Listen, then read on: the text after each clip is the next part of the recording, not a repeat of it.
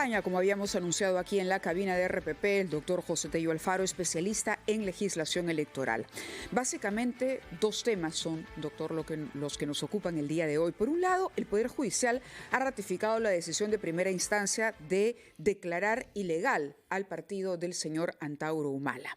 Él ha respondido, él ha dicho que va a buscar la forma de tener una alianza que le permita participar en las elecciones generales del 2026. Usted nos dirá si esto es posible, porque aunque no podrá postular a la presidencia de la República, ha dejado entrever que sí podría hacerlo al Senado. ¿Cuál es la situación en este momento y las posibilidades que tiene Antauro Humala de postular a cualquier cargo en las próximas elecciones? Correcto. Ante todo, un Buenos días. saludo. Buenos días, doctor Tello. Fernando, y también a todos los oyentes de RPP. Es una situación bastante particular, interesante la que tenemos al frente, porque nosotros una situación de cancelación de la inscripción de un partido, declaración de ilegalidad, no la tenemos desde antecedentes en el siglo pasado con el Partido Aprista Peruano y además también con el Partido Comunista Peruano. Hay que recordar un poco el gobierno de Sánchez Cerro. Durante 40 años, ¿no? La revolución del 32 de Trujillo, la Constitución del 33, que en su artículo 53 habla que cualquier partido que tuviera conexión internacional no podría, digamos, hacer política en el país. Entonces, ahí vemos un antecedente bastante interesante, justamente en ese periodo, hasta el 48, cuando tenemos pues la intervención de el golpe militar. Odría, en aquel entonces, que ya sale con la ilegalidad de ambos partidos luego de que Bustamante Rivero había como que bajado el tono. Pero es interesante el antecedente histórico porque después de tantas décadas estamos viendo ahora una situación de declaración de ilegalidad por parte de la Corte Suprema. Y esto es algo muy interesante porque nos lleva... ¿Ilegalidad? Claro. Acá nosotros estamos viendo una situación en la cual el partido está declarado al margen de la ley. Sí. Y es algo interesante porque la defensa del partido trata de desvincularse de Antauro Humala, sin embargo, hasta las siglas que utiliza el partido en la conformación es Antauro. Entonces, hay situaciones en las cuales se deja entrever que justamente la actitud que tiene Antauro Humala, a veces contra el sistema en su discurso, en su narrativa, y las expresiones fuertes que sí son antidemocráticas, evidentemente pues van de la mano con la ideología, y eso es algo que se ha dejado sentado en primera y segunda instancia en la Suprema. O sea, desde la Sala de Asuntos Sociales de la Corte Suprema hasta la Sala Civil de la Corte Suprema. Es una sentencia, diría usted, inobjetable, bien argumentada. Bien argumentada, pero ojo, también el partido, en este caso, porque hay que entender que no solamente ese señor Humala tiene la posibilidad de ver otro tipo de mecanismos. Por ejemplo, un mecanismo que tiene es siempre el amparo contra resoluciones judiciales. O sea, tiene expedito el camino constitucional. Pero eso tomará tiempo, eso no se resuelve. Tiene 30 días para colocar el recurso una vez que se le notifica la sentencia, pero hay que entender que es un escenario que ellos tienen en su defensa. Otra medida que pueden tomar, como en su momento se vio, por ejemplo, con Pedro Castillo, es la Corte Interamericana y específicamente la Comisión Interamericana, donde pueden pedir medidas de protección. Pero son mecanismos que ellos tienen a la vista y hay que ver si es que los accionan. Porque, entre tanto, también está el hecho de que la OMPE, y hago la precisión, el Registro de Organizaciones Políticas, adscrito a Jurado Nacional de Elecciones, aclare la situación del señor Humala. Por ejemplo, acá lo que se tiene que tener en cuenta es cómo interpreta el Jurado Nacional de Elecciones la situación de la cancelación post vencimiento de plazos dentro del cronograma electoral.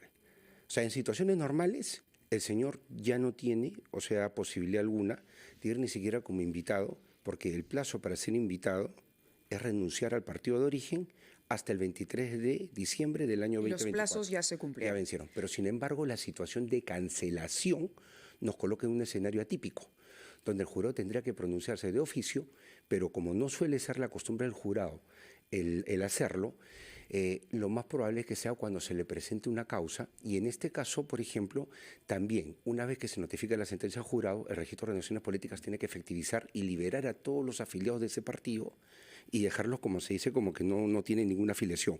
El camino para llegar al TC, digamos, recurrir al TC es una opción que él ya admitió.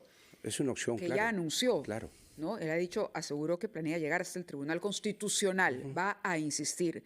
Pero por otro lado, dijo algo que, a ver cómo lo interpreta usted. Dice que busca formar una alianza y aunque no postule a la presidencia, podría tentar llegar al Senado. Primero, es posible que él pueda postular al Senado, y lo otro que se jacta es, dice, van a coger nuestro discurso porque saben que con el, digamos, bolsón electoral que él considera que tiene, a un partido le puede convenir esa alianza porque podría superar la valla con facilidad. ¿Qué posibilidades, perdóneme, tiene uno de postular al Senado y dos de suscribir una alianza un partido que ha sido declarado ilegal? Lo de la alianza se descarta, el plazo tenemos que por delante es muy corto, o sea, tenemos hasta el 16 de junio para inscribir alianzas y tenerlas con el proceso ya completo hasta el 16 de julio, porque hay un proceso durante la inscripción, o sea, se presenta la alianza, pero esta tiene que estar inscrita hasta el 16 de julio. Entonces, hay una línea de tiempo complicada y aparte el partido, su situación jurídica no se va a resolver de golpe. Esto va a tomar tiempo. Por una vía o por otra va a tomar tiempo. Entonces, lo que tenemos que analizar acá es también la posibilidad de que él recurra al propio jurado, una vez que se notifica la resolución, y que aclare su situación respecto a las elecciones generales, porque no hay ninguna duda que él puede postular las elecciones regionales y municipales. Ahí no hay ningún problema, él puede ir como puede sin ningún problema. Por plazo, claro, porque él queda liberado de su afiliación al partido cancelado, entonces él puede ser invitado como cabeza de lista, como alcalde o gobernador regional, como candidato, hasta el 16 de junio. Entonces él tiene margen de tiempo. Es interesante porque, claro, ahí radica la diferencia entre lo que se considera la ilegalidad del partido y la inhabilitación particular, porque está claro que esta sentencia no trae consigo misma la inhabilitación, ¿o no? No, o sea, no, es a la persona de él, efectivamente, lo único que lo puede, digamos, limitar es que, por ejemplo, a la fecha no haya pagado una reparación al Estado, y eso sí lo podría inhabilitar en el momento de la inscripción de candidatura, o sea, mucho más adelante.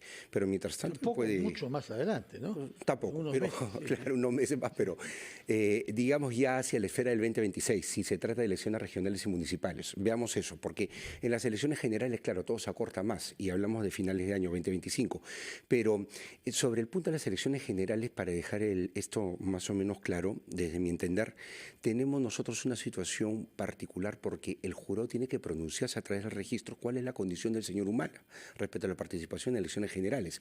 Por ejemplo, puede decir, el señor Humala tiene expedito su derecho para participar en elecciones regionales y municipales, eso sale en su condición de ciudadano con una afiliación desestimada por cancelación del partido político, cosa típica que no vemos acá en el Perú desde hace décadas, lo vuelvo a resaltar, pero eso sí, ahí, por ejemplo, se permitiría que el señor Humala pida una explicación al registro y, ¿por qué no?, al Pleno del Jurado Nacional de Elecciones si lo que le dice el registro no lo satisface, porque todo lo que resuelve el registro es finalmente apelable ante el Pleno del Jurado Nacional de Elecciones y ahí adelantaría un pronunciamiento respecto a su condición y la de también los afiliados a este partido político cancelado.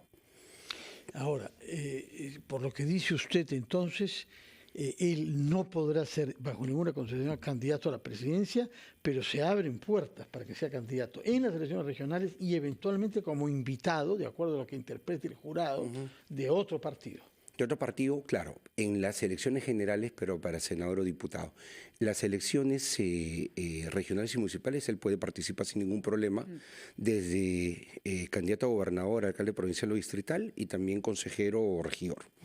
Y yo quisiera que aclare, por favor, la razón que ha dado la Corte Suprema para inhabilitar su participación como candidato presidencial, tanto más que usted dice que no se había producido una decisión de ese tipo en el Perú desde que se aplicó contra el APRA durante varias décadas. Claro. Y también contra el Partido Comunista después del gobierno de Prado, en donde el Partido Comunista apoyó al gobierno de Prado y tuvo una actividad legal abierta. Usted nos dice que la primera vez que se produce en consecuencia en más de 70 años. ¿Cuál es la razón que se ha dado? Básicamente, por unanimidad, ¿no?, la conducta antidemocrática. Y justamente la defensa del partido va en deslindar al señor Humala, pero es imposible, porque las siglas del partido son las del nombre del señor Humala, y la identidad que le da el partido es el señor Humala, o sea, es imposible negar ese vínculo. Pero y el que habla a nombre del partido es el señor Humala. La narrativa que tiene Antauro Humala es muy, muy agresiva respecto a lo que es el Estado de Derecho. O sea, fusilamientos, es un tema... Y el racismo, ¿no? Y homofobia y odio a los chilenos y a los judíos, etc. Fascismo. Sí, sí. O sea, se puede calificar como fascismo. Entonces, ahí viene el punto que es a considerar. Eso es lo que valora la Corte y por eso es que ellos dicen que no solamente es la cancelación, sino la imposibilidad de que pueda inscribirse. Con lo cual ya también adelanta y nos coloque un escenario como por ejemplo el que tuvimos con el Movadef, que estaba, o sea, por parte de registro, impedido de poder inscribirse. Claro, o sea, haciendo un paralelo, pero, o sea, la Corte lo que resuelve es eso, o sea, dice, ahorita cancelado y no te puedes reinscribir. Correcto. Doctor Tello, hay otro tema interesante para el análisis que tiene que ver con esta idea descartada en el Congreso, un proyecto que tuvo, digamos, una votación favorable en un momento, pero que sin embargo de un momento a otro fue descartada. Se retiró el proyecto de ley para la reelección de alcaldes y gobernadores regionales. ¿Qué habría detrás y qué tan saludable es para la democracia una decisión como la que ha adoptado el Congreso de la República? Le dejamos la pregunta y a las 8:45 escuchamos a los anunciantes y regresamos. Ana, retomamos ampliación de noticias y habíamos anunciado la presencia del doctor José Tello Alfaro, especialista en legislación electoral, para abordar, además del tema de la situación de Antauro Humala, lo que ha ocurrido con el retiro de este proyecto de reforma constitucional que proponía la reelección de alcaldes y gobernadores. Y digo que ha sorprendido esto porque había un ambiente más bien propicio, pero parece que en el interín lo que ocurrió fue que esto de no haber podido eliminar la competencia de los movimientos regionales hizo pensar mejor a algunos partidos que era más conveniente retirar ese proyecto. ¿Es un análisis adecuado, correcto? Ellos pudieron haber mantenido el tema de la reelección porque ya había consenso en que lo de los movimientos regionales sí seguía, o sea, no iban a parar la inscripción. Entonces, digamos, ya se había aceptado la competencia de los movimientos regionales en las elecciones regionales y municipales 2026. El tema de la reelección es un tema muy político en cuanto a los consensos que se tienen que dar para que se viabilice. En realidad, esta norma, y es una apreciación personal, ha sido antitécnica, a mi entender. Antitécnica, la norma. La norma, claro, la 30-315, que se da en el año 2015, es antitécnica.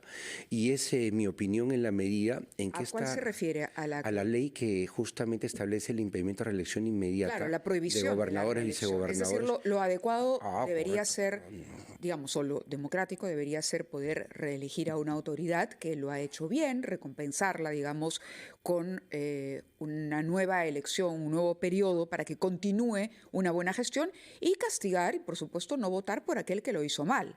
Claro, y establecer quizás que sea hasta una reelección, lo cual también evita pues el continuismo. No hay localidades reeleccionistas, y hay que decirlo claramente. San Juan de, perdón, Lurigancho, Chosica, por ejemplo, reeleccionista, Lucho Bueno, Chorrillos, Los Olivos. O sea, ya podemos advertir un reeleccionismo y casi indeterminado, pero el asunto va a la tendencia del elector hacia el 2014. Y si uno ve las elecciones de 2006, 2010 y 2014, las regionales y municipales, ha abierto una tendencia hacia la baja del 2014. Porque es muy interesante ver... Menos reelectos. Claro, mucho menos reelectos. Es, por ejemplo, interesante ver cómo se va movilizando el apoyo hacia gobernadores regionales en reelección, hacia alcaldes provinciales y alcaldes distritales. Alcaldes distritales, por ejemplo, bajan hacia el 17% y los provinciales hacia el 10% de reelección a nivel nacional al 2014.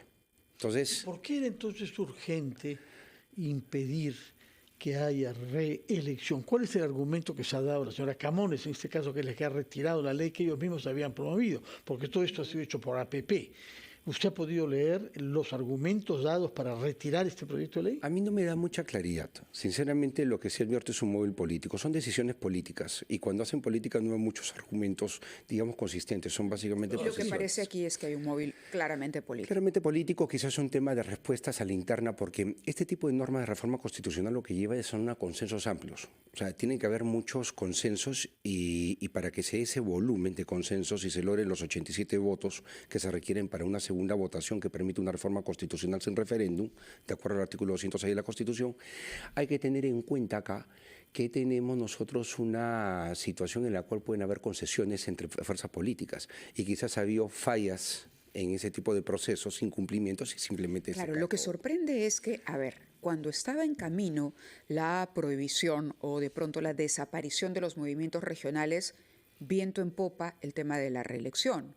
Pero en cuanto los movimientos regionales se mantuvieron en la contienda, es decir, fracasó el intento por eliminarlos, de pronto se retira esto.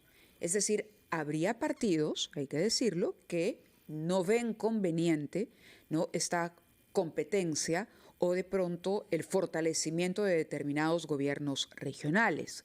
Y parece ser que ese partido político es Alianza para el Progreso, porque, como bien ha dicho Fernando, la autora del proyecto es la señora Camones. Y de pronto y sin mayor explicación, saca. ¿Cuál es el partido más afectado? Porque todavía existan movimientos regionales, que nació además como un movimiento regional y que hoy, digamos, carga con el pasivo de la desaprobación que tiene el gobierno porque se le considera un aliado, Alianza para el Progreso. Es un partido que ha perdido mucho capital político si uno lo ve desde afuera. Y efectivamente por la vinculación con el actual gobierno, pero más allá de eso, es un partido político que tiene muchos alcaldes interesados en reelegirse, con lo cual se genera un fuerte problema en la interna también de este partido. O sea, hay un costo muy alto de ellos. Hay mucha presión de sus propias autoridades por el tema de la reelección. Y obviamente esto no está siendo algo muy pasivo dentro de la interna de Alianza por el Progreso, porque está con una tempestad encima a razón de este tipo de situaciones, porque hay muchos alcaldes que, por ejemplo, en ejercicio, aspirando a una reelección, estaban muy, obviamente, comprometidos con apoyar una candidatura, un proyecto presidencial de Alianza por el Progreso hacia el 2026. Doctor Tello, el tiempo corre y yo quiero, sin embargo, aprovechar de su presencia para preguntar algo más general. ¿Se puede todavía hacer modificaciones legales al marco normativo de nuestras elecciones hasta abril de este año? Es decir, nos quedan un poco más de 2 meses. ¿Qué le parece a usted que todavía es posible y eventualmente necesario cambiar para tener elecciones en las mejores condiciones posibles en estas circunstancias? Porque ya sabemos que las condiciones son malas en vista de la cantidad de candidatos que ya hay, y esto como consecuencia de que no se quiso introducir un mecanismo con las PASO que hubiera limitado la valla. Explíquenos qué se puede modificar todavía de aquí hasta abril de este año para tener un marco normativo que nos permita tener elecciones que conduzcan a más estabilidad. Lo que pasa es que tenemos un escenario sumamente complejo porque tenemos 41 partidos políticos en carrera y tenemos nosotros que eso quintuplica el número de partidos que intervinieron hace unos años, 25 años, en la elección del 2001. Nosotros tuvimos un pico de partidos políticos en las elecciones del 2006, 20 partidos políticos, pero éramos ahora es más del mucho doble. más. Entonces, ¿qué se puede hacer? Lo que pasa es que tenemos que apostar, por ejemplo, hacia el voto estratégico. Una de las cosas que yo he manifestado en más de una ocasión es la posibilidad de modificar la ley orgánica de elecciones y prever que, por ejemplo, el tema de las encuestas se divulgue hasta 24 horas antes de la elección, antes de entrar en silencio electoral, que son de 24 horas previo a la elección. ¿Y por qué? Porque permitiría, por ejemplo, que el ciudadano pueda movilizar su voto hacia una opción que tenga mayores posibilidades y dejarnos la especulación, que en realidad no tiene mucho de sensato, el hecho, por ejemplo, de tener rebotes a veces de encuestas en el extranjero donde no hay el impedimento. Acá estamos en una situación muy precaria. Entonces, ¿qué pasa? Si sacamos encuestas serias, se puede movilizar y hay que hacer que la gente tome más conciencia, gracias a este tipo de información oficial, sobre cómo poderse manejar ese día de la elección, porque definitivamente vamos a tener un elector confundido. La bicameralidad, por ejemplo, hace todo un reto. Actualmente, de acuerdo, sin duda, o sea, no tenemos todavía una cifra exacta del padrón, pero por ejemplo, solamente el 27%, con un trabajo que hemos hecho con mi equipo, el 27% del potencial electorado ha conocido la bicameralidad en una votación. Personas que tienen entre 54 años en promedio para arriba, que han ido en el 90 a votar por el último Congreso bicameral. Y si nosotros vemos ahora de que se presenta una bicameralidad y encima 41 organizaciones políticas, acá tenemos que tener un trabajo muy fuerte. Bueno, de la OMP contaremos con usted de aquí hasta el mes de abril para poder estar mejor orientados sobre las normas que van a regir la manera como votaremos en abril del próximo año y en junio del próximo año. Muchísimas gracias, doctor Tello, experto en legislación electoral, ex asesor del Jurado Nacional de Elecciones.